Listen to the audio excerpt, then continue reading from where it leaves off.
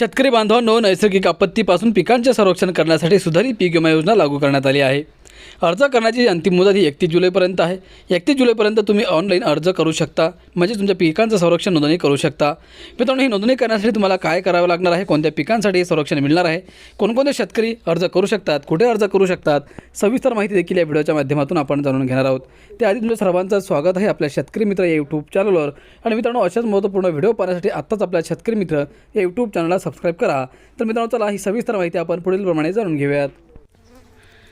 शेतकरी बांधवांनो, नाशिकमध्ये खरीप हंगामासाठी पंतप्रधानांची सुधारित पीक विमा योजना लागू करण्यात आली आहे। दुष्काळ, पूर, गारपीट आणि इतर नैसर्गिक आपत्तींपासून संरक्षण मिळवण्यासाठी शेतकरी 31 जुलैपर्यंत नोंदणी करू शकतात। तसेच या योजनेअंतर्गत शेतकऱ्यांना 70% जोखीम पातळीचे संरक्षण दिले जाईल। पेरणी ते काढणीपर्यंतच्या या विमा संरक्षणासाठी नोंदणी करण्याची अंतिम मुदत 31 जुलै आहे। जिल्ह्यासाठी विम्याची जबाबदारी इफ्को टोकियोकडे सोपवण्यात आली आहे। ही योजना शेतकऱ्यांसाठी पूर्णपणे ऐच्छिक असून कर्जदार आणि बिगर कर्जदार दोघेही यात सहभागी होऊ शकतात।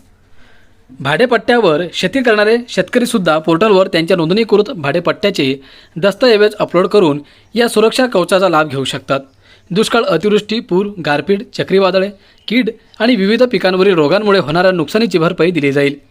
परवडणारा प्रीमियम काय आहे, तर अन्नधान्य आणि तेलबिया पिकांसाठी 2% प्रीमियम, नगदी पिकांसाठी 5% प्रीमियम, उर्वरित प्रीमियम केंद्र आणि राज्य सरकारकडून भरला जाईल।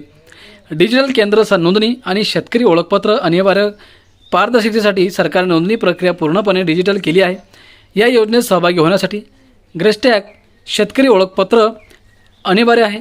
अचूक पीक नोंदणी अनिवार्य असून प्रत्येक शेताची माहिती ऑनलाईन उपलब्ध करून दिली जाईल।